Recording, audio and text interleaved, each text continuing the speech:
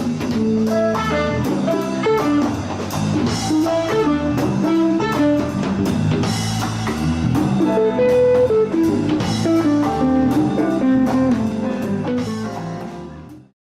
everyone. Thank you for having us. We're delighted to be here to talk about our work and our experiences with the human right to water.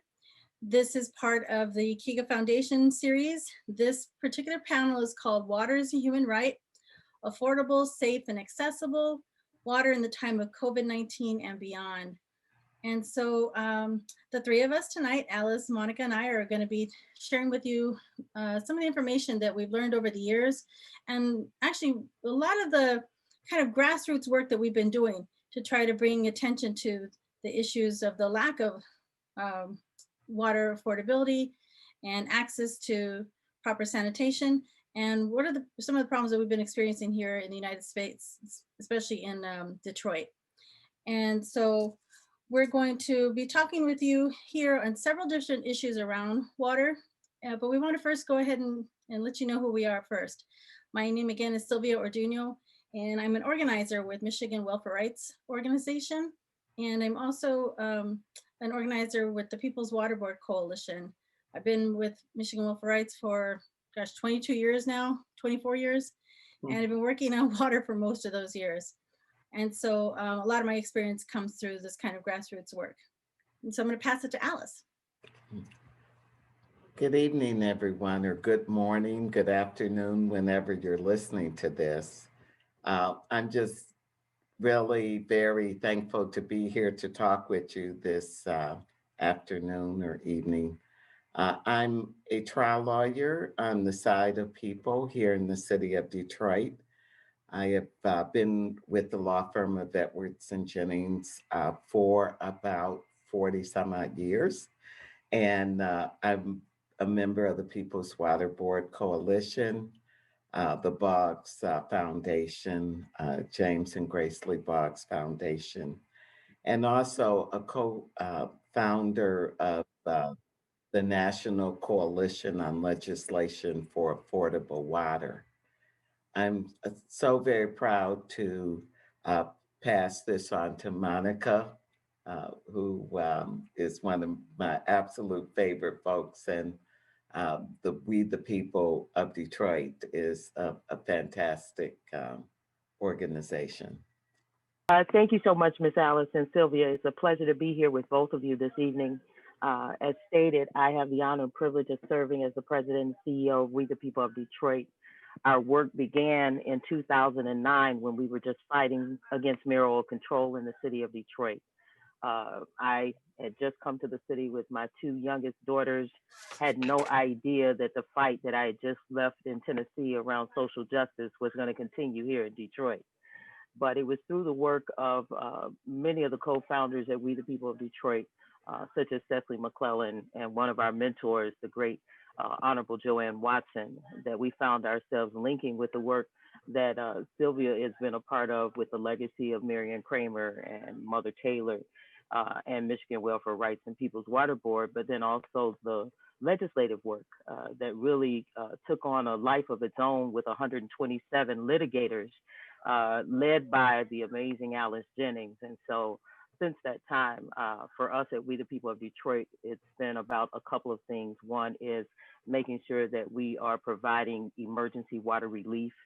It's just been a critical part of making sure that Detroiters have lifelines in the middle of not only COVID, but prior to COVID, they were already in the middle of a water crisis.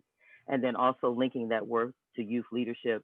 And then what we believe has been a real important leg of the race has been Community Research Collective, being able to tie our research and data to substantiate the most impacted communities of our most important voices of our community around what's happening to them and how critical it is that people hear from them. So thank you so much for that, Alice and Monica. So I'm delighted to be here as well, and really excited to talk about the water work that we've been doing. So while we occupy a lot of space sort of in the movement and the strategies and solutions that we're aiming for, we don't always get to sit down and just kind of talk about it and how it's been kind of evolving over time and how we see this going forward. So this is a really good experience for me too, to sit with you both and do this. So we wanted to see about spending a little bit of time just kind of giving some context to the history of the problem, right? So what we're talking about are water shutoffs, and especially water shutoffs in publicly owned systems. We are all here in the city of Detroit, and the Detroit Water and Sewage Department is about the second or third largest system in the nation. It's a really large system that serves thousands of people across the region, and is really well known and but also really respected, and it's a source of pride here for residents that built the system and know that it's done so much to actually help people that actually wanted to build out Southeast Michigan and be able to establish their own communities and needed a source of water and piping for sewage. But it's been fraught with problems, especially in the last few decades. Whereas when you've got an aging system and you've got a number of problems with an aging system, and you've also got a number of changes with the people that have been residents of the city that have left the city, that we also maybe sort of help facilitate because they asked us to supply them with the water to be able to do that. It's created problems for the folks that have been left behind, because now we've got this enormous system, but fewer people to pay for it, with the system that's also aged and needs in repairs and replacement of different parts of the ways in which it operates. In the context of why it is that we've been fighting around water affordability, we've been doing this because thousands of residents in the city of Detroit have been disconnected from service because of their inability to pay. And the way that we really came into learning more about this problem in Michigan welfare rights really came out for us right after welfare reform, or as we call it, welfare deform. So when that was signed as national legislation, we knew that the impact at the state level was going to be tremendous. And that when you start putting time limits on families to say that you're only going to be eligible to get 5 years of cash assistance, that it's going to be pretty devastating for families when they know that they've got many years to be able to manage bills and care for children that are young. So what we saw was that in those years, it wasn't just even water where people were having problems with being able to afford their bills. It was also other utilities. And in those same years, we also saw that our public utility system here was also privatized. We also saw that a lot of our public housing was in need of repair, hadn't been getting the upgrades and repairs that they needed. And there were efforts to try to figure out how to actually move residents in a lot of those public housing buildings into other kinds of housing. But we really never got any kind of a resolve to really address the problems of affordability at the housing level and the utility level. What we saw in those years were actually a real serious conflation of the problem of how it is that low-income families can actually afford to pay their bills.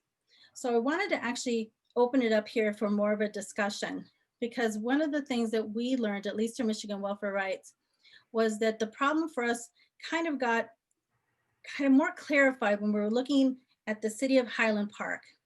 And so Highland Park is a small city, about 3 square miles, that's located inside the city of Detroit. There's also another community called Hamtramck that's also located inside of Detroit. But Highland Park in particular is known for where Henry Ford first established his Model T plant. And he also established his own water system. And so the city was pretty well maintained, self-sufficient, self-maintained. But over the years also fell into the same problems that we've seen when companies that no longer want to stay in a community decide they want to move somewhere else, but they leave the problems behind, right? The lack of tax base, the jobs, the infrastructure that's needed to be supported by more taxpayers. And so you've got a smaller community of people that are now responsible for those. So we saw in Highland Park where that was sort of like the first instance, at least came to our attention, of how it was that residents were really grappling with how it is that you continue to pay for infrastructure with fewer people able to pay, but also then struggling with the consequences of how you also deal with the infrastructure problems that are ingrained into those costs. So I wanted to ask Monica and Alice if you can talk a little bit more about your experience and your understanding of how this context of affordability kind of was emerging here around the turn of the century.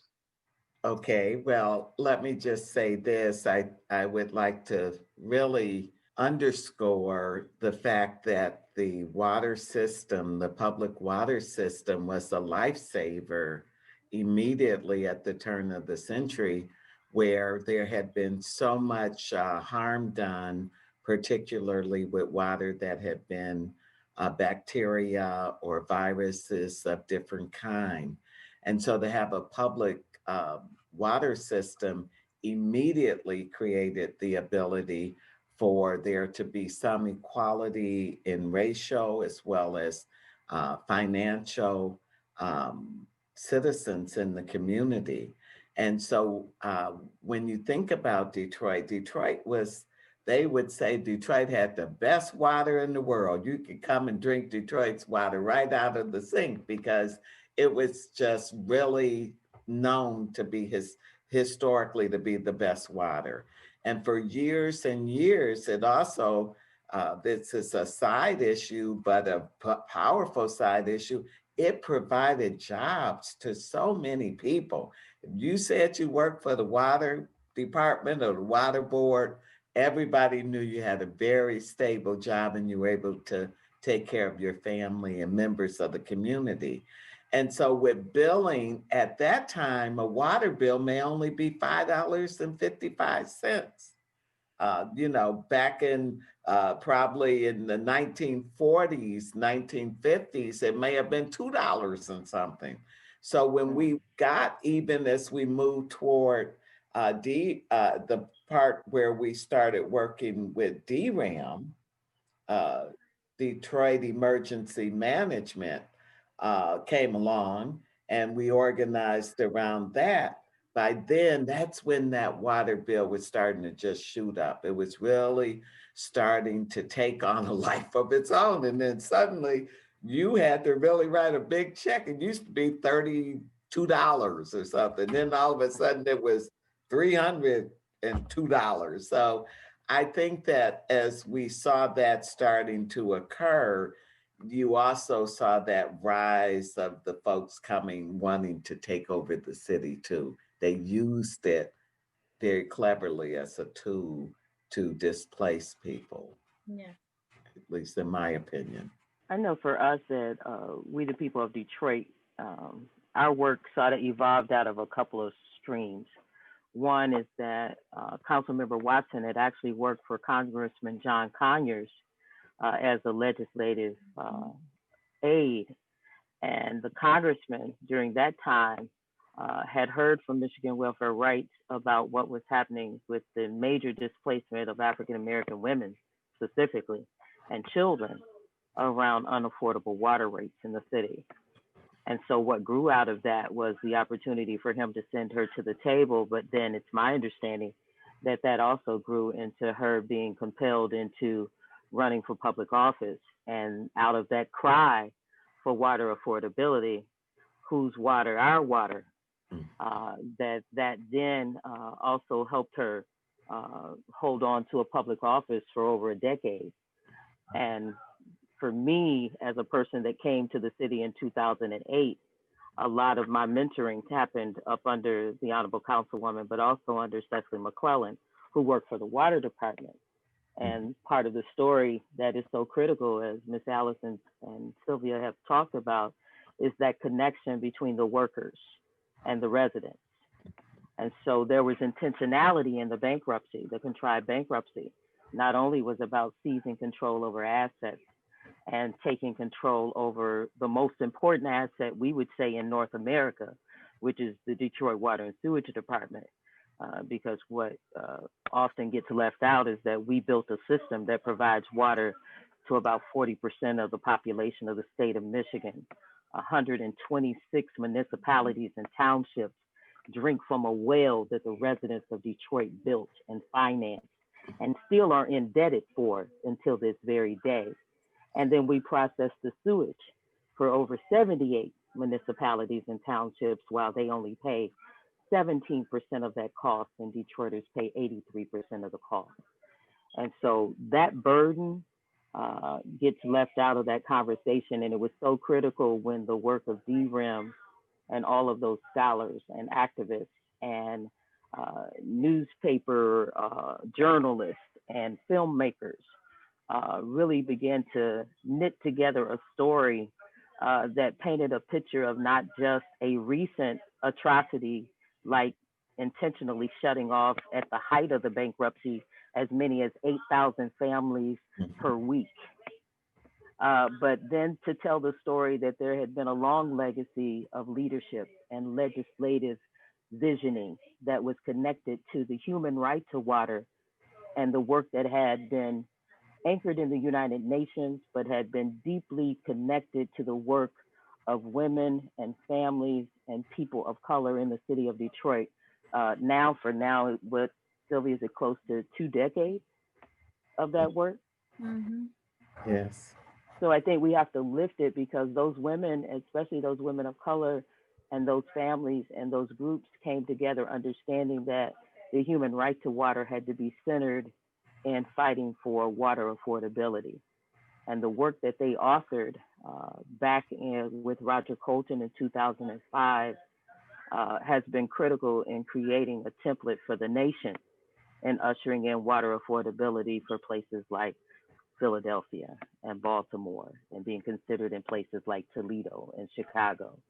And so just want to always lift that history because I think it's so important that people are reminded that we weren't late to the party, that actually Detroiters, the same Detroiters that put the world on wheels, also put the world moving forward with water affordability. Thanks for that, Monica. And so you're right. I'm thinking back to like the early days too, when we were doing this work, not knowing at all, you know, what the scale or the scope of this was really, right?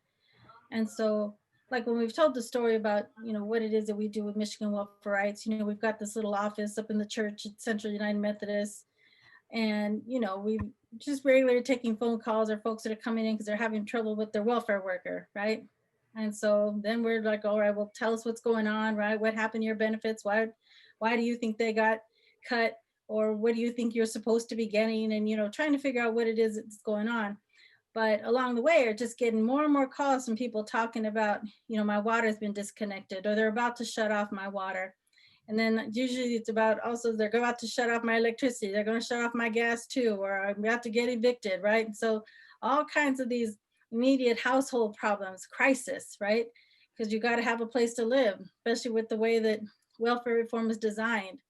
That if you don't, if you're not able to take care of your children, then your children can be removed, right? So there's lots of reasons for how people would be worried because of the family separation threats that are always there. But the water crisis was something that really was throwing us for a spin, not really understanding what we were looking at or how it was such a problem in a place where, you know, we're all located where we've got enormous quantities of fresh water, right? Not understanding how we could be living in a circumstance where people could not afford their water bills. And as you were saying, Alice, right, they were so low for so many years and people not understanding how they could be rising the way they were without really any explanation, without any rationale to help people understand about the growing cost of the systems to operate the water. All we just know is this is what we've been paid. Now all of a sudden it's changing. And now I'm being told that my water is going to be shut off. So as we were coming to learn more about this through Michigan Welfare Rights, it really was, again, the work of residents in Highland Park that really started showing us how this was happening at a city level, right? This wasn't just about isolated incidents of residents across the city, but at the city level, where whole numbers of blocks of residents were being disconnected from service, but people struggling in privacy, right? In shame, not wanting to talk about their circumstances and feeling embarrassed about the fact that they don't have water, but not knowing really what to do about it either. And so I remember Marion Kramer at that time, also still a longtime resident of Highland Park, saying, well, we got to go talk to the people. We're going to go door to door and we're going to ask them what's going on, right? And so sure enough, we start organizing teams of people and going door to door, and folks not really wanting to talk about it, right? They might crack open the door a little bit so they can see what you want and, you know, why are you there, asking some questions. But some folks would invite us in and show us, you know, the tap's dry, nothing's coming out. They don't understand why their bills are so high, and not even just in the hundreds, but the thousands of dollars, right? No one understanding why they're getting billed for outrageous amounts of water and sewage. And so, you know, that was really the beginning of the lesson for us in how it is that a city could be in such crisis. And also, what we learned too about how it is that the water operators even work to begin with, right? The way that they do their billing, the way that they run their customer service programs, the way that they send out workers to do the disconnections. We learned the whole gamut, right? And all of us have learned this whole operation for how it is that our water systems work. I think in ways that we never imagined, right? Sort of like community experts on our water systems now, really Yeah. with no intent of ever being so. But we really had to kind of learn, what is happening and how is it happening and what can we do about it? And so there's a film that's actually been done really well. It's called The Waterfront. It's about the Highland Park crisis, if you ever get a chance to watch it. And in fact, we can share it as some of the information here as part of this panel so that you can find the link for it if you're interested. But it tells a really good story of how it is that residents were losing their homes, were losing their small businesses, and really not knowing what to do, but that they organized. And they said, we're going to fight back on this because we know it's not right, and we're not going to lose our homes over some water bills. And that whole experience there also set the stage for us in Detroit when we started learning more about that there are just thousands of households in the city of Detroit also experiencing shutoffs because people not able to pay their bills. And so thank you too, Monica, for that reminder of Congressman Conyers. He was one of the first people out there on the front lines with us picketing when we were out of the water department every week. And he would be out there with us holding one of our signs, right? And we're so proud to have him there because we're thinking we're being legitimated, right? Right. And so he's here with the people and he's understanding and we know he'll do something about it, right? And that's when we just learned how hard this struggle is, right? It wasn't something that was going to give us any kind of easy short-term solutions. The more we learned, the more complicated it got. But then it also seemed like it shouldn't be so complicated, right? We've got to have water. We've got to have ways to get rid of our sewage. And while we don't understand how it is that these big systems operate, it shouldn't be so difficult for a family that needs water to get water. It shouldn't be so hard to make sure that your raw sewage is able to be flushed away from your home and that we can live with safety and dignity. But the story's been more complicated as we've learned over the years. And so I wanted to see if you could talk a little bit, Alice, too, about some of the stories that you learned from residents, because you had actually interviewed several residents when you were having to start looking at ways in which we might have to engage the courts on these problems. Well, yes, and I'm going to call some names of some people Charity Hicks, Absolutely. Sister Hicks, and Lila Cabell. I'm telling you, they were water warriors that I didn't know almost anything about water, but I started marching with, and I met Charity just before she left and before she passed away. But I think she put some kind of, passed some kind of water spirit over to me that day. We marched on May 1st. And she talked and she between she and Lila Cabell, I'm telling you, they made a water warrior out of me. And the next thing I knew, when we were preparing it was such a crisis when literally they were going down streets in these trucks. They might as well have been tanks, might as well been war-torn Europe. They came in like a army of occupied forces. They put the blue mark on the sidewalk. They jumped off their trucks. They had it like a systematic approach. They defiled the human spirit, where, for instance, Charity Hicks went to jail because she came off her porch and went up to the folks and said, listen, you can't do this. This woman's pregnant. She's got 4 children in the house. Do not cut off her water. And Charity called the police on them. The police arrived and took Charity to jail. And Lila called me that Saturday morning. I said, Lila, I'm not no criminal lawyer. I don't know nothing. She said, come on down here and start talking. So I went in there and I threatened to sue them if they didn't let her out. So they did, and absolutely, quite a few of us went down there. And I just know that her spirit has been with us in this work. Lila's spirit is with us. And when I think about the fact, as I walked in and out of those homes, a lot of them on the east side of Detroit, I think we had 10 plaintiffs in the litigation. I went into every home. There were homes where there was abject poverty. Yeah. I mean, people did not, they had water in their basement had flooded, or they didn't have lights on. I remember sitting in one home in the dark. This was a part of the outside of the house might look beautiful, but you went in there and people were living in different ways because they did not have the money. And that brings us to the fact that Detroit's poverty level in 2014 was about 39 to 41%. And it's probably more than that, but that's what they're telling us it is. So when we saw that this issue of water was also an issue of housing, an issue of food insecurity, an issue of health uh, health needs not being fulfilled. It was the full uh, range of issues for people who live from day to day.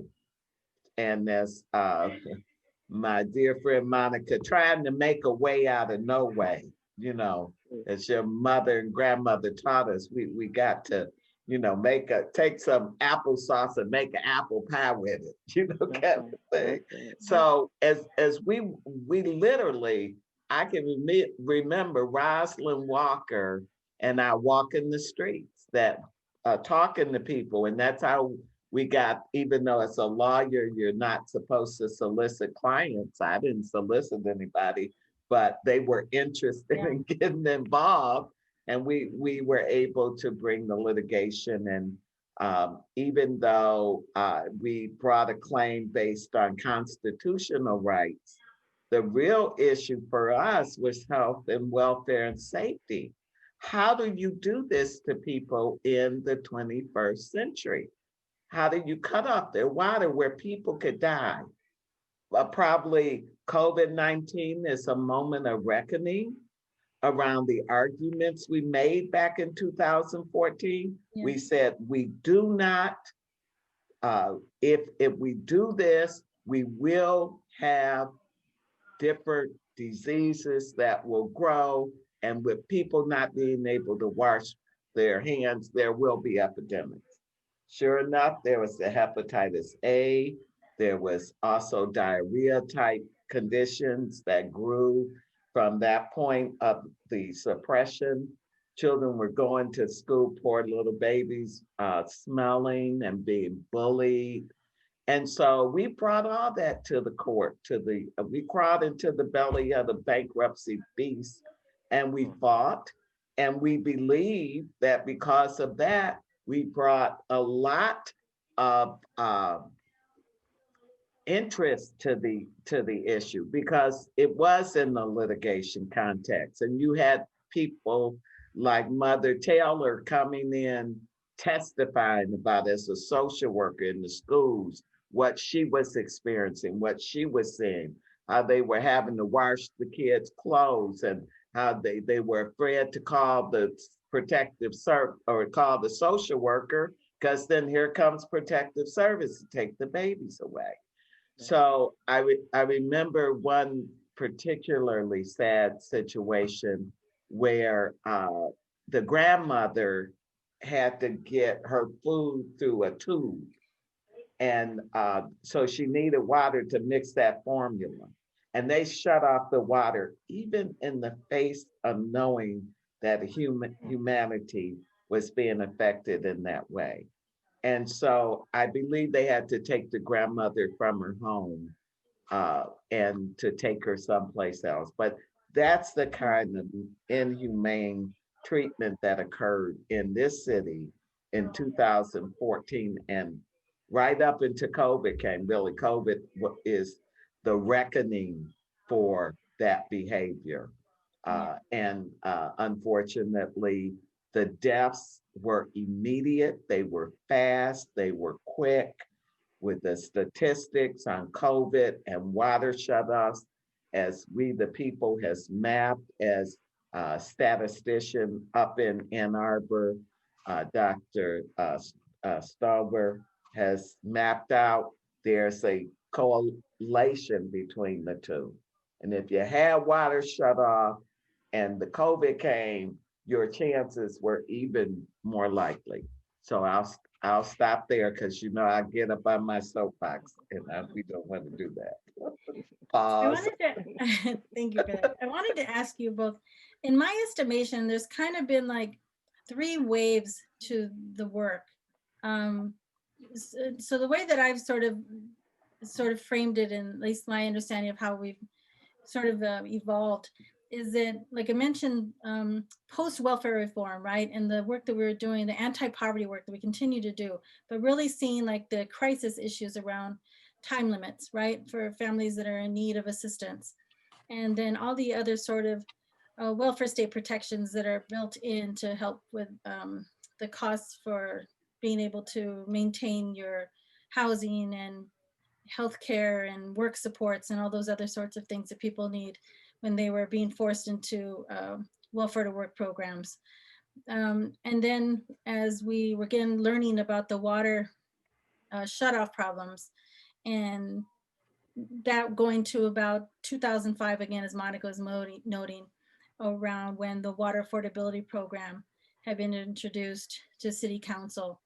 And then following that, kind of seeing like a next wave, like around 2006, where there's already been this introduction of not only the problems, but why it is we've got to address affordability issues, up until when we start seeing the calls for change from suburban customers, right? And saying that Detroit is stealing water, stealing revenue, not paying its bills, and that they feel like they're being treated unfairly. And so these calls for regionalization, right? We're even seeing legislation being proposed at the state level.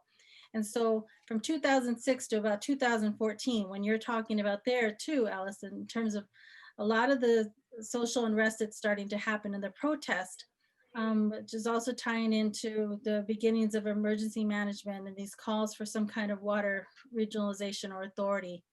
And then what in my mind sort of also looks like a third phase of 2015, when we're starting to see more of the research and the data and the analysis about the problems, and even up to the present, about the need for demanding legislation and policies that actually will stop this long-term problem and actually address the crisis at the level of affordability as it needs to be.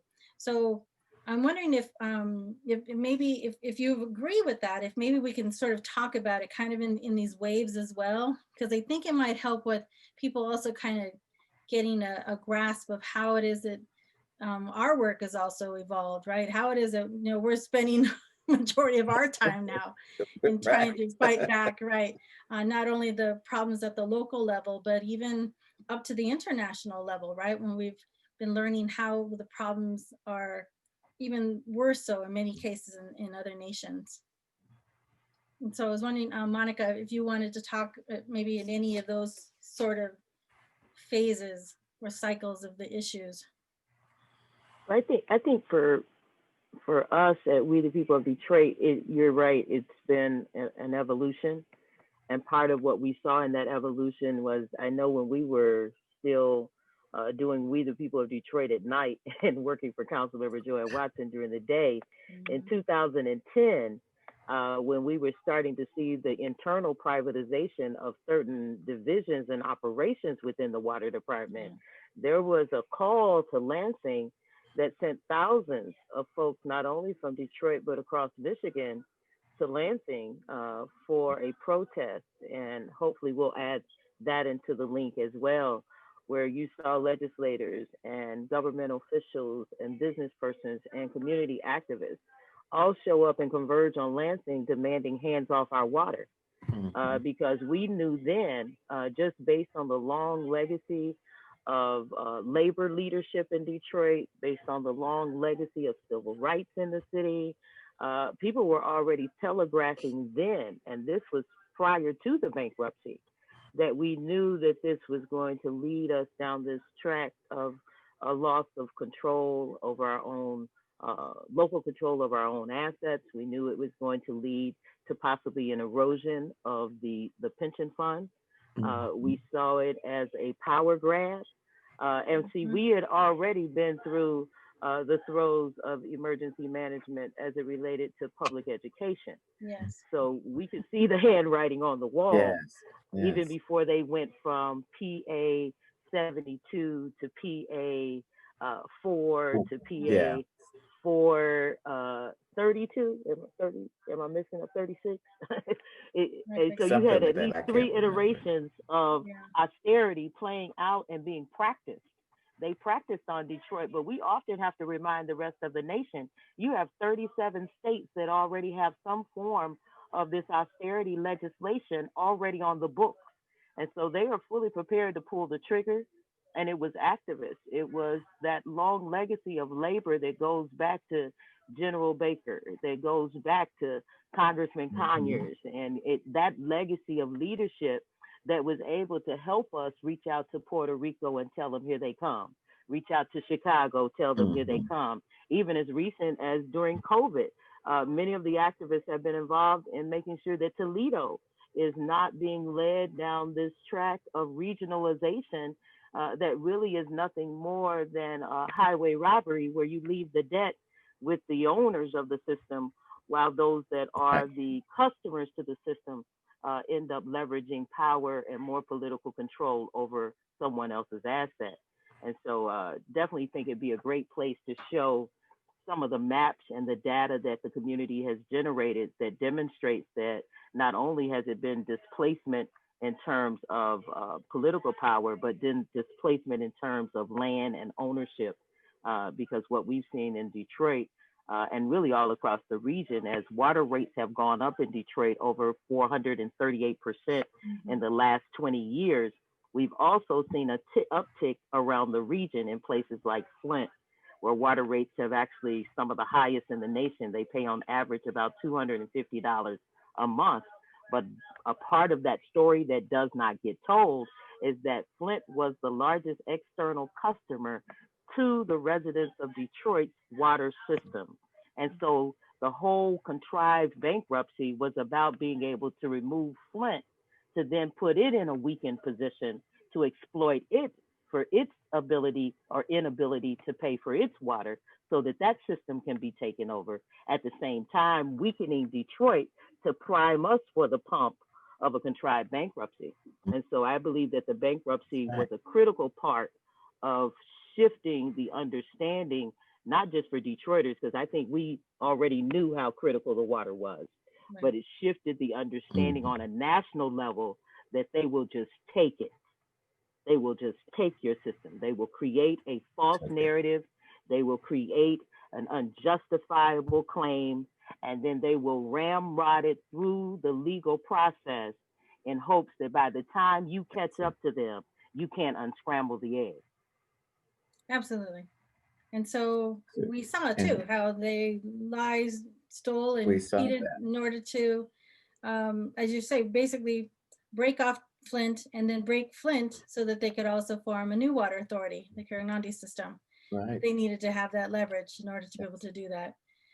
And so you're right. Yes, there's been a lot of scheming and manipulation over the years, and so, but what we've seen is that sort of lying as part of the consequences of it have been low-income people that have struggled with water insecurity and inadequate sanitation. And so it's really sort of been years of unpacking, trying to see like how it is that these problems came to be, but then ended up finding things that I think that we weren't necessarily looking for, but ended up being important pieces of understanding the struggle and the problems along the way. And so you're also making me remember too, how critical back in the early years too, AFSCME Local 207, the water workers here in Detroit were, and learning how it was too, that in fact, they were the ones that were making us go to the water department and attend those board of commissioner meetings and saying, look, you need to pay attention to all of these contracts that are being approved, and how it is that every time they approve one of these contracts for some kind of private company to do the work, those are jobs that they're taking away from us. Right. That's revenue that they're taking away from the city of Detroit that they're paying contractors outside of the city to do. And instead of making it so that we can actually not only provide the jobs within the city, making it so that the residents can also trust the system that is being operated under. And so they would tell the stories too about how the water workers knew the residents in the neighborhoods, right? When you would have to go and turn off someone's water, you knew the lady in the household, right? And you could address her by name and say, you know, Miss Jones, you know, they sent me here to turn off your water. And so I just want to see if anything's wrong. And, you know, they're almost like customer service in the fields. And so because these folks were of the city and knew the residents and understood the problems, right? They were also part of the way to sort of figure out how is it that we can address the problems. But once you start bringing in contractors, they don't care who you are, right? They were just paid to do a job, and not even a good job at that. And so that's when we start seeing even more problems that are being developed, where people are breaking off the curb stop fixtures, or people that in the city of Highland Park, where we also saw them go out and they start pouring cement into those curb stops because residents would just go back out and turn it back on themselves. And it got to be really scary there in Highland Park for a while too, because people that were part of the contractor team would come out with shotguns. Residents would have they'd be armed too and say, you're not turning me off, right? So you need to just leave. So it got to be really hot and contested. And we know that there are other stories like that where they're also happening in Detroit, but this is how serious it got for folks for so many years. And so, do you remember that we were out there protesting? This was during the probably the second stint with the Homrick 9, when all of those elders went out there to try to hold the line to keep the trucks from going out and shutting water off. And this is why it was so important that Detroiters actually worked in these municipal jobs. yes. We stood out there and you had a fireman, you had a policeman, you had a couple of people just ride by, but all of those persons whispered to us that they either personally had someone directly in their family whose water was off. Yeah. And I remember the officer, his name was Officer Brown. He actually followed the bus and stayed with the bus until all the activists were released because his mother's water was off. Yep. Isn't that something? So it was those kinds of stories.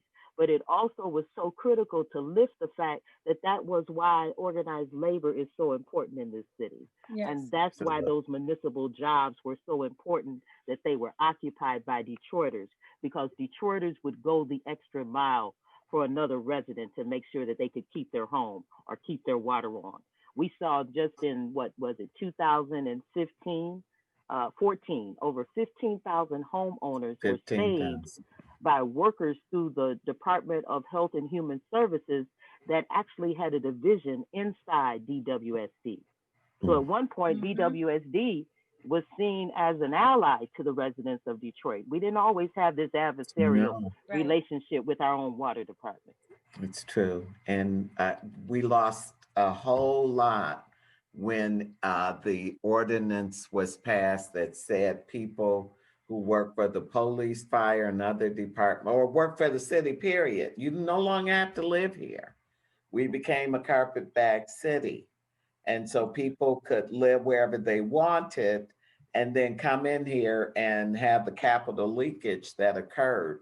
And that's dealing with money, but it took something more than that. It took that human spirit of connectivity that had been there when you live right next door to somebody who's either working for the city in the tax department or work. And when you see your neighbors, when you see people who look like you or went to your church or went to school with you, how many times have you walked in the city county building back in the day and seen someone say, I know you, and you go into that kind of routine because we were a very close community of people who care. And I know that back in the late 90s, or I'm really going back a ways, we worked with ASME unions Yep. to stop privatization. James Boggs, just before he passed, Grace Boggs, Carl Edwards, my partner, John Conyers was involved in that struggle. And it was called the Coalition to Stop Privatization. And Grace Boggs put on the end of it, and to save our city. And we got an ordinance put in the city charter that said we would not be privatizing Detroit jobs. Now that, I don't know if that was the 80s or the 90s. There's so much going on, but so we know, calling the name of Maren Mahaffey, Councilperson Maren Mahaffey. She was like John Conyers. You could depend on her to fight for the people. You know, it was just one of those situations where we are looking back now, we are less than we were in terms of being that kind of community. And part of what we strive for now is to recreate some of that tissue to reconnect ourselves and our humanity, I think, for sure. Yep. And I'm remembering too, when you're talking about the coalition, back in 2005, you know, we ran Maureen Taylor for city council. Yes. We were going to run her as the people's candidate, right? And The she was going to people. make sure that water was restored and every house had been disconnected. We were going to have water affordability.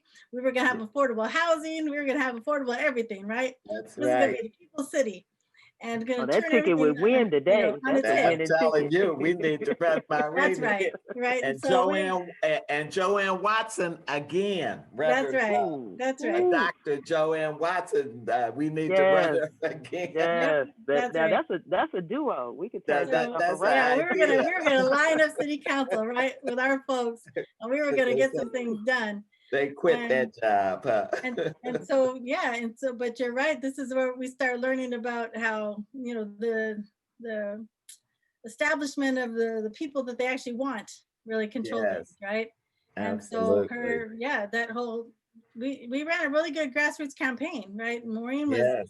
all over the place speaking to folks and telling them about these water struggles and the All shutoffs and about making the water. connections between what was going on with the efforts to privatize and regionalize, and how it is that, you know, this is when we started talking this language of human rights too, right? We hadn't been talking about the human right to anything, right? Yes. We've been talking about our civil rights, still trying to get Mhm. our civil rights for many things. But we started learning, you know, this whole language of human rights and how we basically didn't have in the United States, but we needed them in Detroit, right? And so we're going to start talking about that Definitely. so that people understand Definitely. how, you know, these weren't just things that you should have because you could afford to pay, but you had to have it for survival, right? It was something that you just had to have as part of your essence of being a human being. Yes. But, you know, then her campaign got thwarted when whoever it was ended up putting Maureen Taylor, right, on the ballot Oh and my goodness. confusing folks. Yes. That's And so a right. lot of her votes got pulled Shenanigans. off by this Maureen Taylor. And I remember she said, I you remember know, that. sometime later she went and found this Maureen Taylor, you know, scared, and just said, you know, I don't know who they were, but yeah, they came and paid me and asked if they Wow. could put my name Wow. on the ballot, you That know. is But so Wow. scary. it's just, But you know, these yes. hard lessons we learn about how we're out there trying to do the right thing, but the forces that are bigger and don't have the same values or intentions that we have can thwart it. And money. And But money. they've been amplified. I think that's the beauty of revolutionary thinking, is that you have to believe in something bigger than just you. You have to believe in the cause, and for those of us that are faith people, believe in a creator. And I just think that work that was seeded, you know, in the late 90s, early 2000s, Mhm. has truly been a template for the nation. And even with it here, you know, we were able to see it moved into policy, never fully codified in a way that really could have made the kind of tremendous impact that Detroiters deserve. But when you look at that work, it's undeniable. It cannot be noted enough that it was the courage to say that people deserve their civil rights, and then being That's right. able to have the vision to connect it and leverage the power of human rights And now looking at what in the face of just since 2014, which you would consider in a progressive modern society, to still be shutting off water at the rate of 181,000 households. Yeah. And then in the middle of a pandemic, while you're touting being progressive and a renaissance occurring, you still don't know who's shut off, you claim, and you don't have the ability to turn them on, is something that we have to question in terms of efficiency and the effectiveness of leadership. And so people still talk about the work that was led with People's Water Board and Michigan Welfare Rights and Charity and Maud Barlow to get the United Nations to come. That was a critical benchmark in being able to lift what had been happening for almost over a decade to an international point of reckoning. And then it also opened up the table at the World Water Justice Council. It opened up opportunities then because what started happening is then the research grew legs out of the fact that we were just asking questions. Like, it made no sense to any one of us as we were sitting through, and Ms. Alice and Sylvia, you remember this very clearly, those meetings we were having with the referees. And the city of Detroit was being very arrogant in the fact that they had already saw the telegraph. It didn't matter what we said, that they were going to move on with the bankruptcy. And one of the most important critical points that were made was by Mr. Gaines. And what Mr. Gaines lifted is that there had not been a public health impact study done, knowing that these kinds of numbers throughout history had actually generated a public health disparity. Right. And so with that question, Linda Campbell began to send letters out across the state asking different institutions to weigh in, to just give their scientific opinion, not a political opinion. And what we began to do is ask those young people that we were working with that were attending the universities and teaching in the academy, can you tell us what you're seeing through this interaction that we're missing that could bring more evidence to bear? And so it was entering the question and putting the question on the table at different, from different perspectives, but with the same level of urgency that began to build this crescendo of the work that you were leading, Ms. Alice, around the legal argument and these 127 legal experts. And I say experts because that work now still has germinated research that came out of the NAACP Legal Defense Fund, out of what is called Watercolors Report. It also led to influencing the Haas Institute and John Powell, because then he began to lift that same concern with the medical community in this city, along with Peter Hammer. That work was also linked to even getting the Henry Ford Health System to do a study that was led by Alex Plum. And Alex was saying to us even then, I cannot deal with the legal question. I cannot deal with the legislative argument. I can only deal with the science. And what the science showed is that them setting over 37,000 cases and just ciphering through those cases and lifting any case that was connected to gastrointestinal disease or any kind of toxic water or contaminated water or lack of access to water. And what you found is that in this city, you have a 150% probability of getting sick or contracting some kind of disease if you just live on the block with somebody that does not have water. That to us shook us to our core, that we could have that kind of evidence. And the hospital walk away, the city walk away, the public health community. So some of the same political arguments and policy recommendations that you and those attorneys were presenting, in 2013 and 14? Are now the same legal arguments that the executive orders are resting on that are allowing us in a pandemic to not have our water turned off. So I would love for you to explain to me how it was a great argument then, we thought, and it's a great argument now, but it got no traction then, and now it's getting traction. Well, I'm you sorry, know, Sylvia. I didn't mean to No, no, interject. this is good. This is we good. were maybe a little bit ahead of the curve, as Jimmy Boggs used to say. We were looking around corners and we could see them because we had all these experts. Remember the U of M nurse that testified? That nurse came in and said, without water, you can expect all of these medical conditions. We knew even then that there was the possibility of a pandemic. It had happened before. And, we didn't want to scare people, or we weren't trying, there had been measles, chicken pox, Yeah. even something that you would think wasn't even in the city anymore could have come along without the ability to wash hands. And they're saying all the studies we did, Nadia Dr. Gaber, has put in her affidavit that in our current case, that it doesn't, all this alcohol and all these hand sanitizers are not as good as a 20-second washing of the hands. And so we know this, they knew that, but they didn't. We had a failure of government. We had a failure of government on a structural level that caused people to die.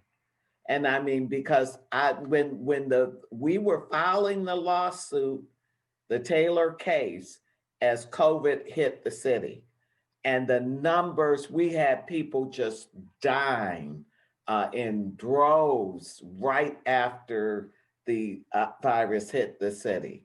And so we knew we were going from day to day counting the numbers. The numbers were just multiplying.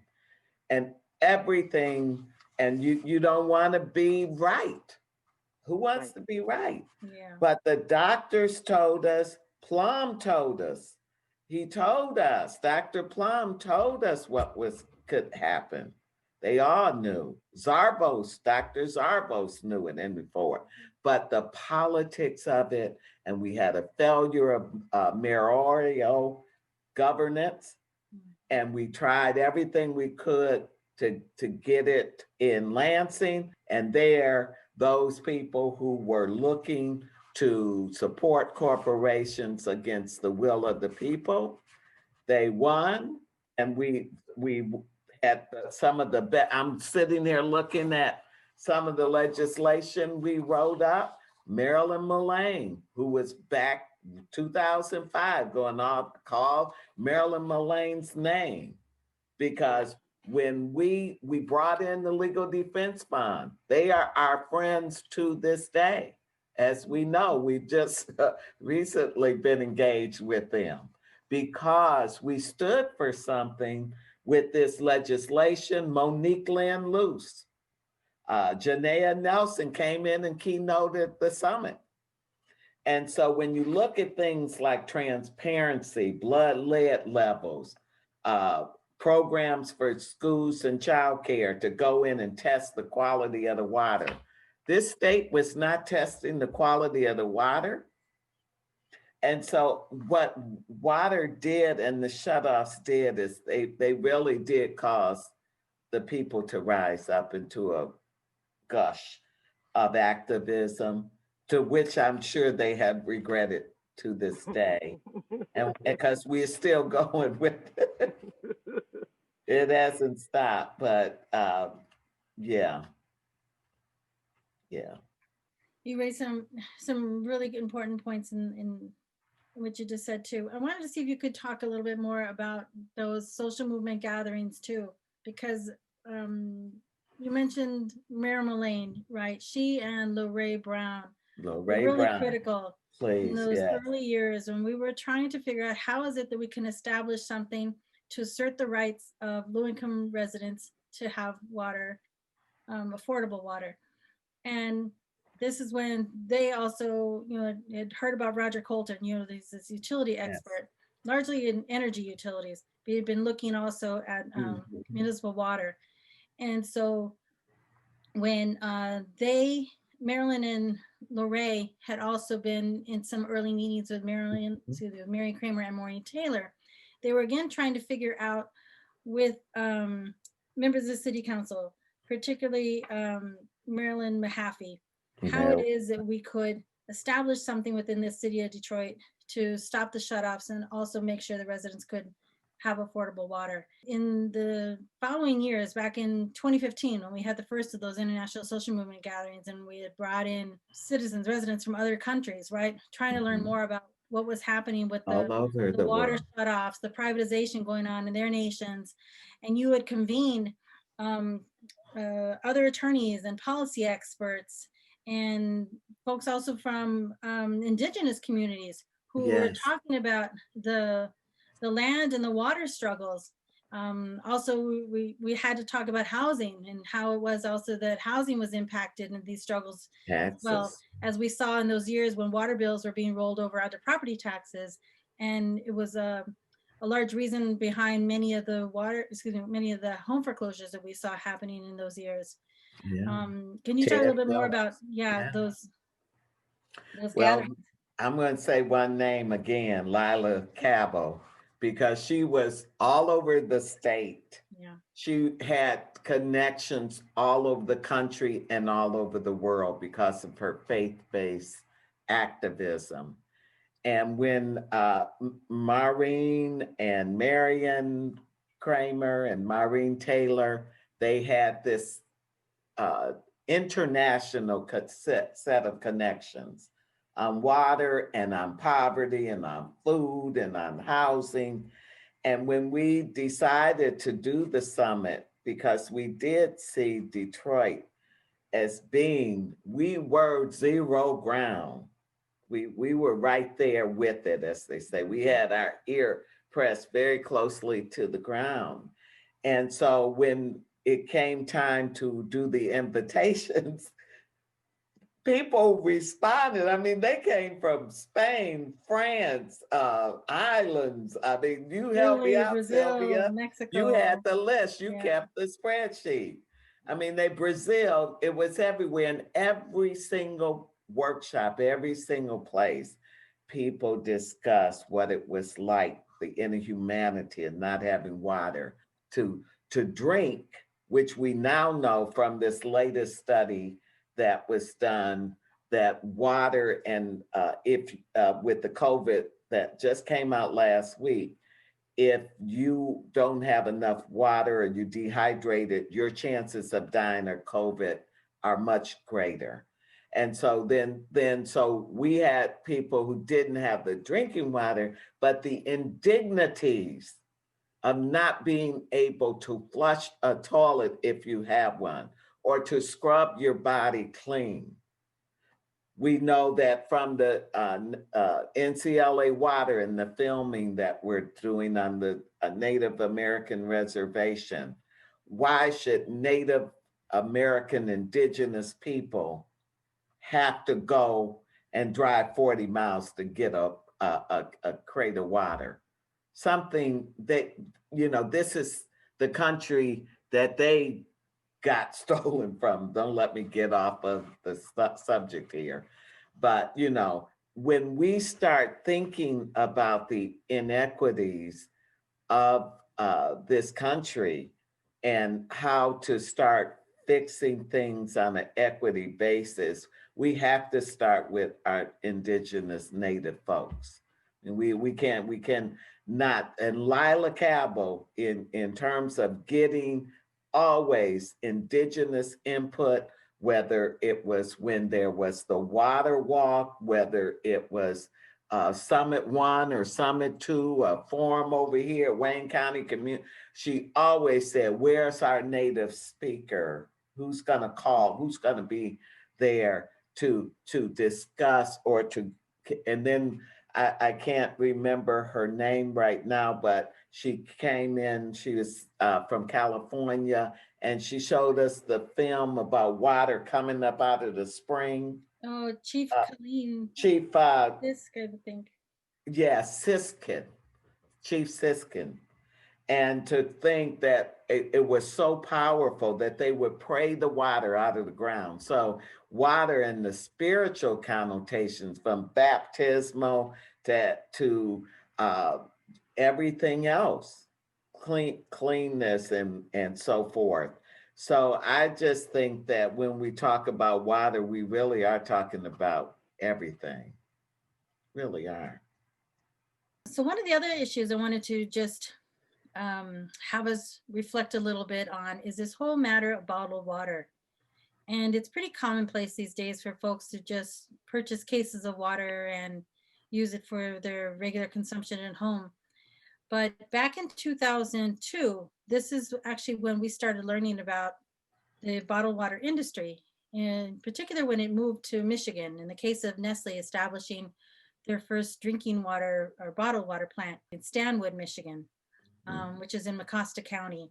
And it's making me think too, at the same time that we're out there in front of the water department with our weekly protest, remember there was another group of activists with the Sweetwater Alliance, and they were going back and forth from Stanwood to Detroit. And they would come tell us, about the stories about these trucks that are leaving and they're bringing in water and they're bottling it and they're shipping it to other places. And we're not understanding what they're talking about, right? But they're telling us that this is basically water that they're tapping from Michigan in wells. And that it's really important for us to learn about this because they're hardly paying anything for it, right? And again, we're not really paying attention to what's going on up in Mecosta County for one. We're trying to figure out how it is that we're going to deal with the water shutoff issues in Detroit, but they're trying to help us and make the connection of understanding how it is that these corporations are bottling water, selling to people, paying virtually nothing for it in the state of Michigan, while we're having people that are being shut off in the city of water for less than even their annual permit for bottling water. So it was our first insight when we're starting to learn more about that. And sort of as we fast forward into the work that we've been doing around advocacy and trying to deal with the immediate needs of residents that don't have water, we've come to sort of end up having to rely upon water, bottled water, just so the residents have it for drinking in their households, right? And so I was going to ask Monica if you can talk to us a little bit more about the work that you've been doing around that kind of immediate relief and how it's played out in the water deliveries you all have been doing. Well, I often joke it, excuse me, at We the People of Detroit, that we got called to a Michigan Welfare Rights meeting, and we left with the assignment of starting up the water rights hotline for just 3 weeks. I remember that. and you also will remember and bear witness that Mother Taylor told me it'd only be 3 weeks. That's the line she gives for everything. Is that the trick? Okay, I know never to ever again. I'm going to leave as soon as assignments are given. But that has turned into 7 years of water relief. We, up until about maybe a couple of months ago, maybe 3 months ago, we were delivering a semi truck of water to Flint, and we were distributing about a semi and a half in Detroit. And anybody knows anything about moving water, it's extremely heavy. A gallon of water weighs about 8 pounds. We were moving on a monthly basis anywhere from 36 to 40 pallets. A pallet has on it about 87 to 92 cases. In a case where we usually buy from, you've got 40 bottles, and a bottle is 16 and a half ounces. And so you're moving about 50 pounds at any given time to try to shift water into basements, into homes. You've got people driving up. We did several drive-ups during COVID. And what we saw repeatedly that was happening to Detroiters is that, as was stated, people out of fear of losing their children, they would then abandon a home that may have been in their family for 30, 40, 50 years or more, leave that home to go to a sibling or another family member's home. So if you're a single mom in a city where 60% of the population is headed up by single women with 2 to 4 children, so she may take her 2 children and go to her sister's house, who the sister has 2 children. So now you have 2 adults and 4 children residing in that home. And often we found ourselves delivering water to people that had been without water for not just a couple of weeks or days, they had been without water for years. As a matter of fact, Cecily McClellan, who is a retiree from the city of Detroit and actually had managed a division that provided that relief within the water department took over managing our water relief services at We the People of Detroit when we realized that 3 weeks had turned into a year and was going to possibly be longer. And out of that, what Cecily did is she put together not only the water delivery components, but then set up water stations, because what we recognized is the city was so large, there was no way that we were going to be able to respond to the number of needs that we were seeing. And there were some communities like where Pastor Roz is in Brightmoor, where we were seeing just a heavy concentration of single parents with children or grandparents with children that needed that relief. The bottled water has been a really difficult thing for us to participate in, because if you've ever been to a People's Water Board meeting, Ms. Lila was going to reprimand anybody that stepped in the room with a bottle of water, because what she was doing was helping us create the connection between the commodification of water and what was happening with us continuing to tolerate toxic water, that we were actually feeding our own demise. But we have delivered that water, and since COVID, what we've seen since March up until just Saturday, we shifted water again. But we have seen our organization has delivered 5 times the amount of water that we normally deliver on a monthly basis. And I can tell you it has taken a physical toll on us to try to keep that pace. If it had not been for our young people like at Frontline Detroit and EMEAC, and Sierra Club and just other organizations stepping up and really lending their bodies and being willing to step into a global pandemic to make sure that water got out in Detroit. We just can't say enough about that cooperative work and self-determination of Detroiters. Yeah, it's incredible. And you're right. For the several times that I've delivered water through Michigan Welfare Rights, you're right. It's hard work. And it really takes a toll, because you're having to carry it not only from a vehicle, but oftentimes upstairs into someone's house, and you're not just leaving a handful of gallons. You're taking what hopefully will be enough for several days, if not a week, depending on how many people, like you said, are in the household. And so it's an incredible challenge. And so thank you all for that incredible work that you've done. And I'm sorry that, it didn't get held to 3 weeks, but we're glad that you all continued to do this for 7 years. So thank you for that labor. I know Mother Taylor's tricks now. I understand what she's up to. Into the many a time. Yes, indeed. And so I can just tell you that, similarly through Michigan Welfare Rights, this is largely through Maureen.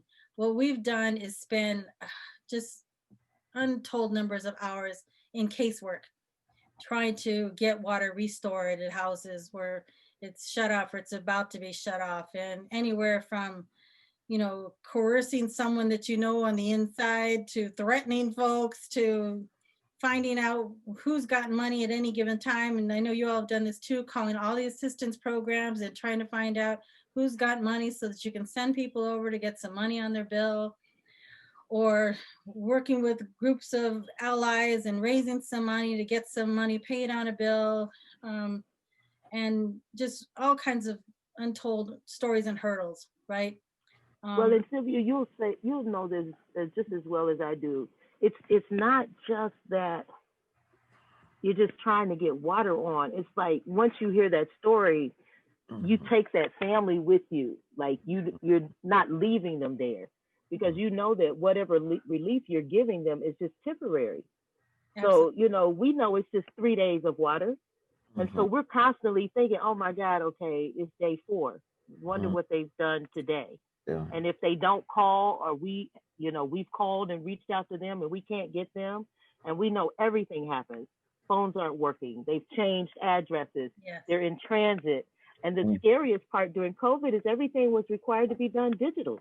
So in a city that has 50% of the access, and this is the part where I think we're all still afraid even now, is that you've put out a call telling people to call you and tell you that they don't have water. Well, guess what? More than likely, they don't have the internet either.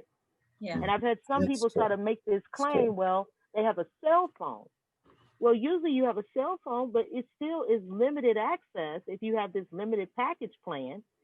And so we're still trying to figure out where are the rest of the people that we know are still coming through these lines, picking up cases of water, but still are afraid to engage the water department because the water department has been so abusive Yes. of this population. And how do we get, you know, I'm thinking we may have to even do our own water fair at this point to make the services come to bear in a way that's public, but then also with some of us that are trusted ushering that process in, because the people have a right to question the motives of the water department when they've told them all of these years that if you don't have the money, we don't care, how poor you are, how sick you are, how many babies there are. I want to interject the issue of race here for all of the issues that we've discussed, including the shutoffs and the stigmatization that occurred, and the fact that this is happening in Detroit as well as in Flint, as well as in Ben Harbor, as well as in the Navajo Nation, and many of these communities are communities of color. Arizona, New Mexico, when we look and we see this water deprivation and this inhumanity, it is generally done to communities where there's been a historical racial discrimination or racism, call it what it is, just straight up racial hatred in some cases, and a way of differing that they are different, they don't deserve. And Monica, you just sent us a piece this past, I think it was yesterday. What is the name of that article and why is it significant to what we are talking about here? Called A Bucket in the River, Race and Public Discourse on Water Shutoffs in Detroit by Professor Jesse Quazar. And this is where the media, the government, and alleged leaders of our government all pick up this phraseology, the terms that are used that make people less than or differ people in that racially discriminatory manner.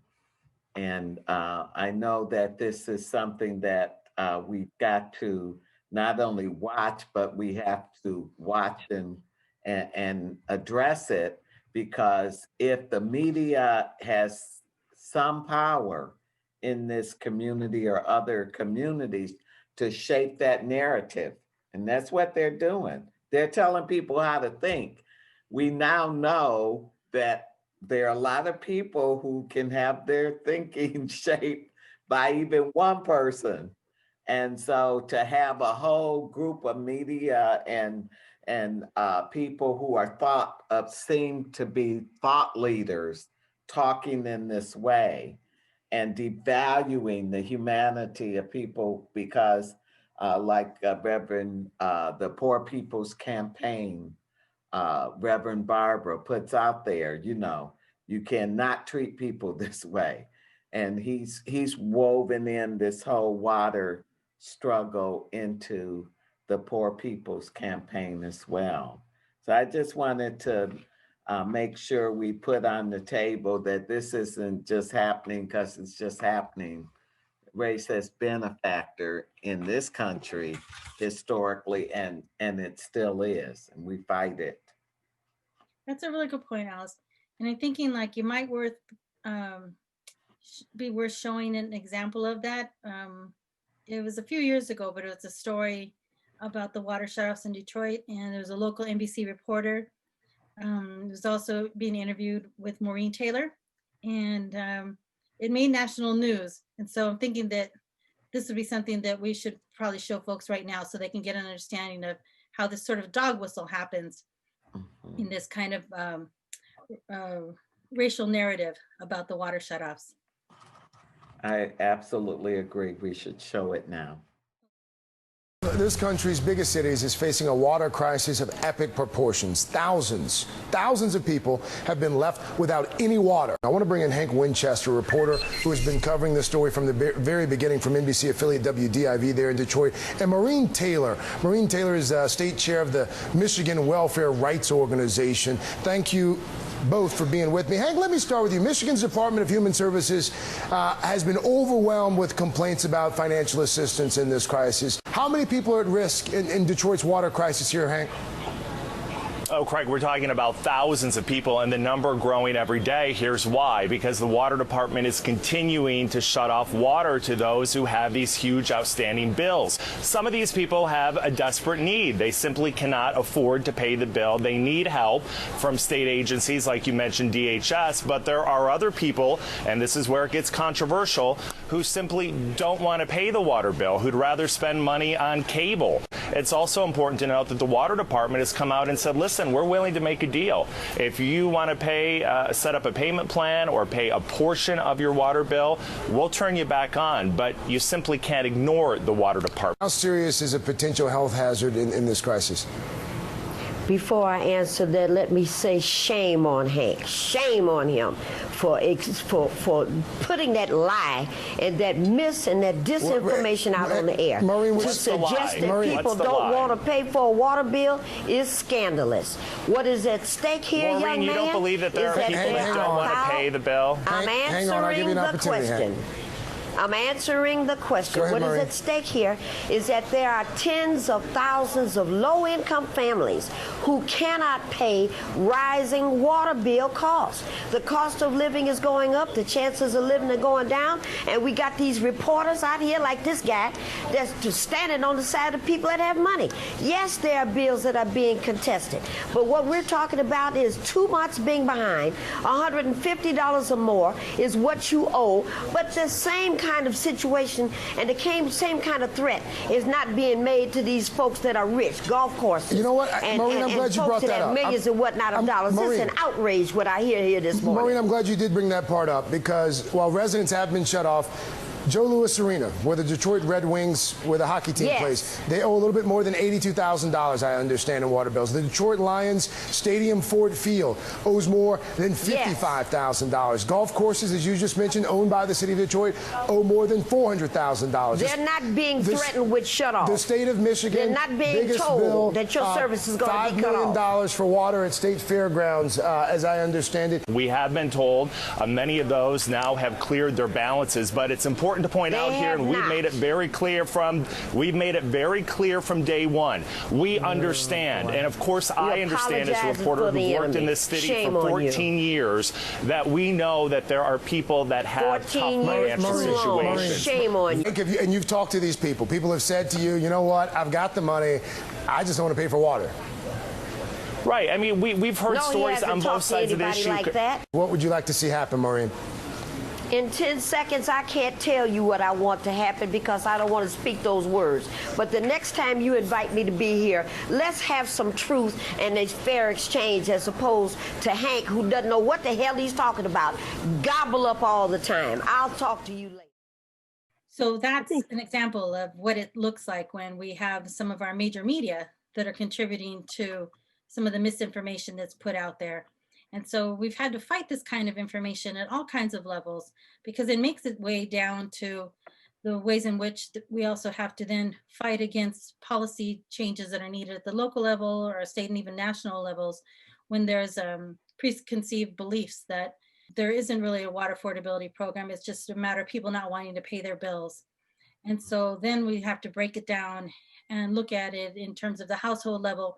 But much of the research and data that Monica group has done with looking at the patterns of how it is that the water shutoffs have happened, and even how it is that, for instance, in the suburban communities that have received their water from the city of Detroit, how it is that even misinformation about how the bills from suburban customers are also including additional costs that their local water operators are putting on, that they then assign that blame onto Detroit.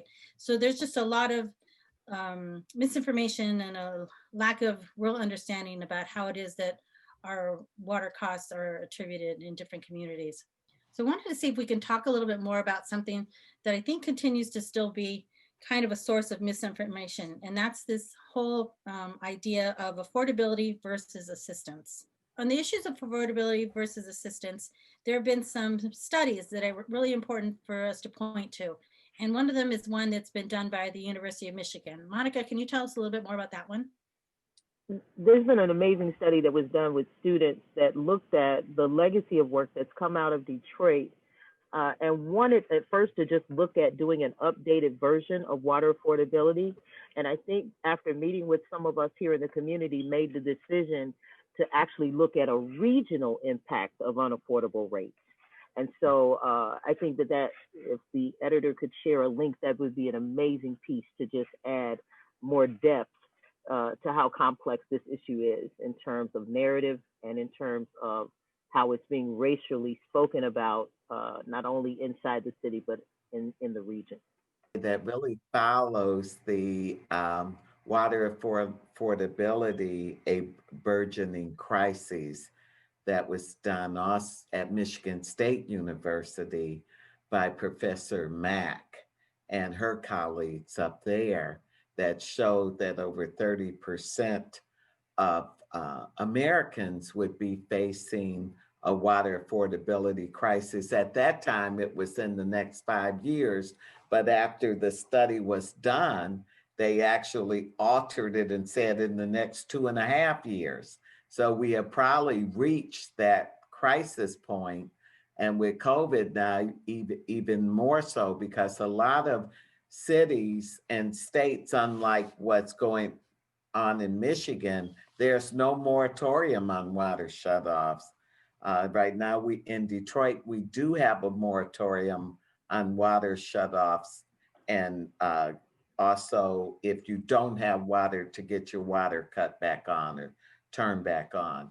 And they don't have that in many, many states. So I think that we need to have some, as we talk about solutions, maybe that would definitely, Roger Coton and his reporting shows clearly that if you have a water affordability program, not assistance is charity, and there's nothing wrong with charity, but it's a supplement. But with water affordability, there's an understanding, and as Roger Coton says, you can actually bring money into a water system where here's someone who gets cut off from the system, never to maybe be a customer again. That person continues to be a customer, they continue to make payments, and ultimately more money is coming into the city or the region's coffers than would have had there not been a water affordability program put into place. And thank you for noting that, Alice. I think one of the things we're also hoping to do with improving the information that's put out and even correcting some of the misinformation is to make it clear that if there is a household whose water is shut off, that's a failure of the water system. That's a failure of the local government, not of the household.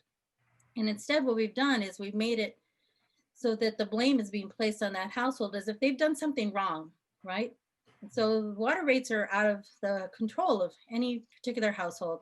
We have no say essentially in how it is that a lot of the decisions are made in terms of the water system operations and maintenance, repairs, all the other things that it takes in order to operate a system. And so we basically know that we turn on our taps, we flush our toilets, and we get a bill, right? But what has happened is that because the costs have gotten so exorbitant and out of control for many households, especially low-income households where they're paying more than 10% of their bill on their water and sewage bills, the water systems have since shifted the responsibility and the blame really onto residents, rather than trying to figure out how it is that they could actually be better operators, how local governments can actually better address a system that is in need of incredible repairs and funding, something that's actually more than our local systems can manage at this time. And when we've got a system as large as Detroit's, we've got to actually rely on state and federal partners in order to be able to get that kind of funding source that we need. But the narratives themselves of blame are also something that we see that have been playing out even in the ways that we've discussed affordability and assistance. And so there's sort of the belief that if you're not able to pay your water bills on any kind of regular basis, that again, you're personally failing. You're not doing enough to earn the kind of income that you need or provide for your family as required in order to keep up with your bills. And so what we've seen is that we've got a lot of different programs that have been set up and a lot of nonprofits that have established themselves just on the basis of providing assistance, right? And so large amounts of money that are raised in order to staff programs for assistance and then provide limited assistance to residents, typically once, maybe twice a year. But that's not doing anything to really make any kind of impact in the household affordability. So what we've been promoting for a long time now are the issue of water affordability based on income. And that was at the heart of the 2005 bill. We've seen actually a model for it get implemented in the city of Philadelphia in 2018 in the Philadelphia Tiered Assistance Program. And so there's still a lot of watching and seeing in terms of what's going on with that. But we believe that it is something that actually is going to be proven to be effective. But we still have to deal, at least as I was talking about earlier, around what are essentially like these legacy problems that came out of like welfare reform, are the outstanding debt that's been lingering on a lot of residents for a long time now. So bills that have accumulated for whatever reason, whether it was a landlord that didn't pay, or it was water leaks or broken mains or changed meter or additional usage, whatever the reason is that someone got their bill that was got to be really high and they accumulated a huge bill, but then needed help with being able to keep up with the current payments. One of the ways has been to try to put some of the bill kind of like to the side. And that's what they're trying to do in Philadelphia. We've been trying to see if we can get something like that established also in the city of Detroit, but without much success. And so what we end up finding are that many households end up defaulting in the payment plans that get set up for them. Right. And so I'm wondering, Monica and Alice, if you can talk a little bit more about this struggle that households are having between affordability and assistance, and how it is that you see perhaps the need for legislation, even at the state and national level, to actually be designed to address the problem. For me, before I go there, I'd like Monica to talk about the fantastic work that they have done to show that people who have their water about to be cut off or even cut off have immense emotional and psychological stress and pressure, in addition to, and if you would just tell us about the recent article that came out of one of the health magazine, Public Health, I believe it was. Thank you so much for asking the question. The work that Dr. Nadia Gaber, who is a medical epidemiologist, and she's also in the last phases of pursuing her medical degree, she had really put forth a question when we were talking to Henry Ford Health Systems about being able to use the CASPER, which is the model that the CDC uses for being able to get a snapshot during a natural disaster. She was able to adapt it in such a way that it was being used for a man-made disaster like the Flint water crisis or the water shutoffs in Detroit. And so what she did is we were able to come together. Sylvia was a part of that, as well as about 45 activists and scholars and academics and community persons. And over the course of several weeks and months, we were able to interview residents within certain particular census tracts to get this snapshot of how many people were living without water, what were some of the health disparities that they had either been managing or had occurred because of their lack of the water access, how much it was costing them, how long it was taking them to gather enough resources to get their water restored. And during this process, what came up very heavily was the fear, was this constant fear that people were expressing around someone finding out that they did not have water, or the fear that their children would be taken, or the fear that their children would be harmed or bullied because they could not provide this basic need. And so with that, we did a second phase of that study where we looked at the psychosocial impacts of just the fear of not having water or the inability to prepare your baby's bath or fix their bottle. And so out of that work, we did two parts. We did a couple of pieces where we drilled down into what was happening with these mothers, about 100 women over in the Brightmoor community, in terms of how this fear and this constant having to shift from house to house to make sure you didn't have your babies in a house without water. One young woman talked about having to move her elderly mother from place to place to make sure that her elderly mother, who she was caring for, wasn't at risk of being taken. But we also have to connect it too to, as Sylvia talked about, the legacy debt, because as the US government has shifted from treating water as a public good, as a public health service to the American public, what we have seen since 1977 is that the American government at one point was contributing anywhere from 67 to 69% of the dollars that went into maintaining and building the infrastructure for the American public. What we have now seen them do is divert those funds down to where they're only contributing about 7 to 9%. Wow. So what Yeah. you have seen is something that was a public good has now been commodified and has been placed on the backs of the residents and the taxpayers of the American public, the workers of the American public, in a way as though you did something wrong because this balloon rate has now come due. And I just continue to tell folks, it's not your fault, but it must be our fight to fight for the human right to water. And part of that fight is making sure that people understand there is a public health impact to all of us when we don't have access to it. Absolutely. Well, I want to just talk for a minute, if I could, about the fact that as early as Ralph Bunche here in Detroit and the human rights treaty that was put together by him and many of his colleagues back, I believe it was in the late 40s, early 50s. I need to get that date, but we stand on the shoulders of some extraordinary Detroiters like Ralph Bunche and Rosa Parks and so many, Grace and Jimmy Boggs, and so folks Irma that Henderson. we don't, Irma Henderson, right? Marion Mahaffey. Marion Mahaffey. These were warriors, talking about warriors for water. They were warriors for everything, for Coleman Young, even has been reshaped in history now as we look through the long tube of history.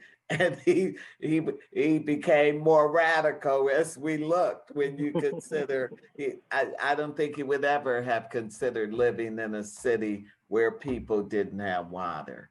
And so, you know, I think that we have our job cut out for us, our work cut out for us as we move forward.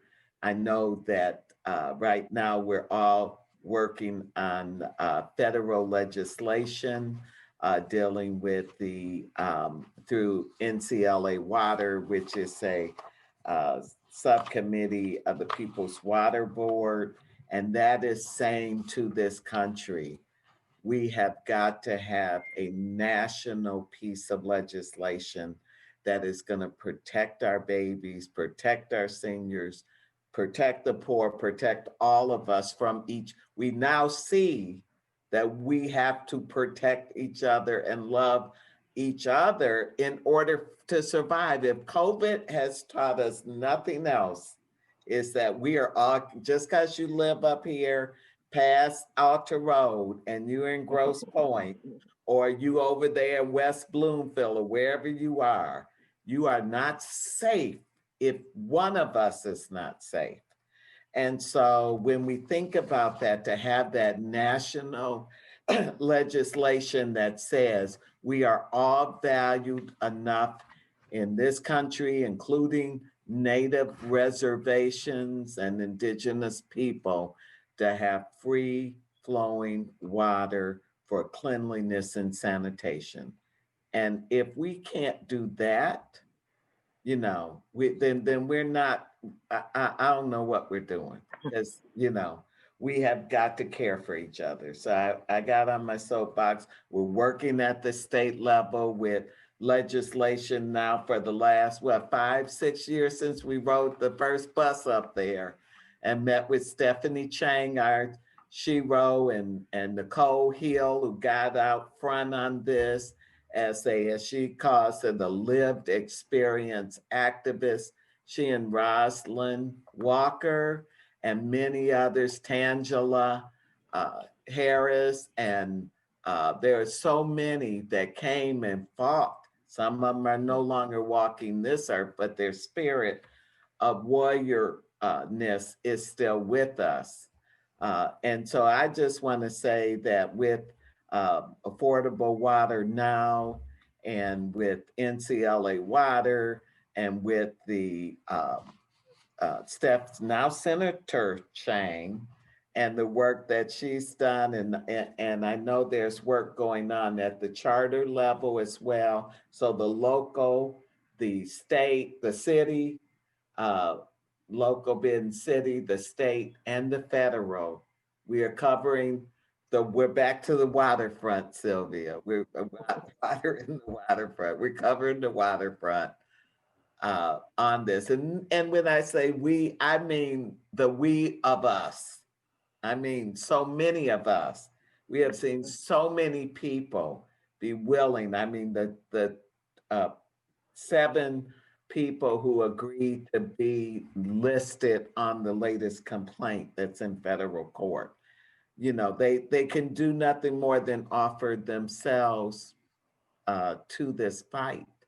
And not unlike Brown versus Board of Education and other historical legal fights, not unlike Martin Luther King and the work that had to be done there, Fannie Lou Hamer walking out of the conference.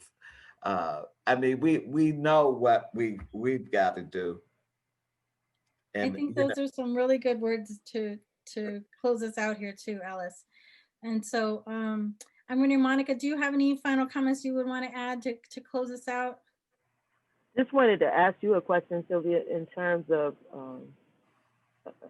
next steps or work that people need to pay attention to or to get engaged with. What does that look like for you guys? And I would probably pose that same question to Miss Alice as well. So thank you for that. I think there's different ways we come at this, right? I come from a social movement background. That's where my heart is, and believing that we get things by demanding the changes that we want, by organizing people and building the power that we need for change. But when we're looking at what is the content of that change, a lot of it is in reforms, right? We've got to get the legislation that we need. We've got to get the policies that we need. But ultimately, we're fighting incredibly powerful and moneyed forces, right? And so when we're talking about these struggles, these aren't just at the local level with our local city councils. These are even at these municipal levels, the pressures from multinational corporations to privatize our systems, to forces to take on bonds or other kinds of funding to deal with the infrastructure. And when we can't bear those costs at the local level, we see the consequences that happen when our most vulnerable people cannot pay the rates that are being demanded of them. And so we've got to not only continue to educate ourselves, but we've got to expose these forces that are trying to take over what belongs to the public, what belongs to us as a people. And where we can organize that power for the change that we need. And so sometimes it's going to be small and it's not going to look like much, but all the victories matter. And so I think when we're able to then build up for the linkages that we need at the international level, that's really where we win. And so it's been so important, I know, for all of you as well. When we go to these international gatherings and we meet with residents in other nations and they tell us about the stories of how it is that they've been impacted by privatized water, or not having water at all. It's pretty humbling, right, for the work that we're doing here.